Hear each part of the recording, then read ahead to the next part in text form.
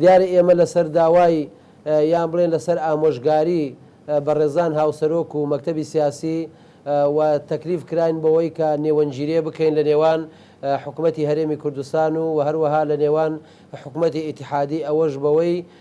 لەسەر داوای بەشێکی زۆری ڕێکخراوە نێودەوڵەتیەکان بە تایبەتی نەتەوە یەکگرتووەکان و سەلیبی ئەحمەری دەولی و هەروەها ڕێکخراوە جیهانیەکانی مافی مرۆڤ و هەروەها لەسەر داوای کۆمەڵێ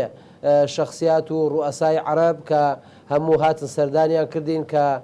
تەنها داواکاریان ئەوە بوو بۆ ئاساییکردنەوەی ئەو دۆخەی کە لەگەڵ یەکێتی نیشتیمانی کوردستان هەیە بەوە ئەکرێکەوە ئەم ژیراوانە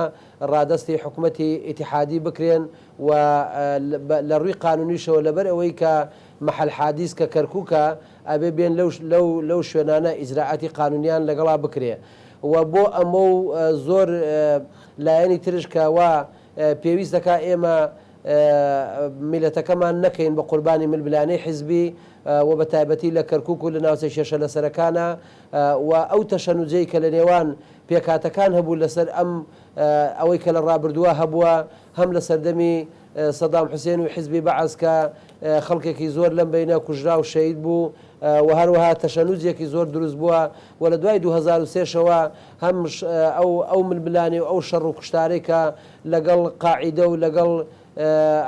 لەگەڵ حیزب العودە لتحرير العراق و پاش لە کۆتاییشدا لەگە داعش دیسان کۆمەڵێک گەنج و لاوی ئەم وڵاتە بوو بە قوربانی لە هەموو لایەکەوە و دیارە میلەتەکەشمان لەم چوارچێوەیە و یەکێتی نیشتیمانی کوردستان بە تایبەت حسەی ئەسەدی بەرکەوت و ئێمە بیرمان لەوە کردەوە لە بەرنامە سیاسەتی تازە هەتاکەی ئێمە هەر کوشت و کوشتار و هەتاکەی مڵک و سەروەت و سامانی ئەم وڵاتە بە بەلاش بڕاو و نەتوانین موچە بۆ خەڵک دابین کەین و نەتوانین ژیانێکی ئاسایی بۆ خەڵک دابین بکەین ئەم جۆرە سیاسەتەی کە ئێستا پیادەیەکەین ئەمە سەرچاوی ئەم سیاسەتە ئەگەڕێتەوە بۆ عەقڵ و ئایدیا و ڕێبازی حەزرەتی مام زەلال و ئەمە لەوێ دەستی پێکردووە و ئێستاش بەردەوامە و دوای کۆنگرەی چوارش کە دیسان ئەم ڕێبازە ئەم بیرۆکەیە ئەم ئایدیایە کە تازە کرایەوە و هەمان هەواڵانی هاوسەرۆک هەم جەنابی کاک شێخ لاهور و هەم کاک بافڵ ئەمە تەوجیهاتی ئەوانە ئێمە ناتوانین بەتەنیا لە کەرکووک بچین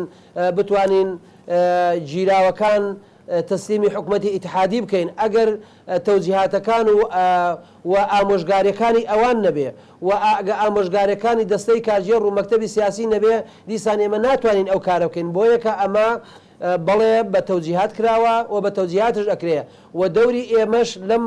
وەکو مەڵبەندی ڕێخستنی کەرکووک دەوری ئێمە چی بۆ لەمە ئێمە تەنها توانیمانە نێوەنگیریەک بکەین لە نێوان حکوومەتی هەرێمی کوردستان و لە نێوان حکوومەتی ئیتیحادیە و بۆ ئەو مەبەستەش ئێمە باسمان کرد یعنی تەنها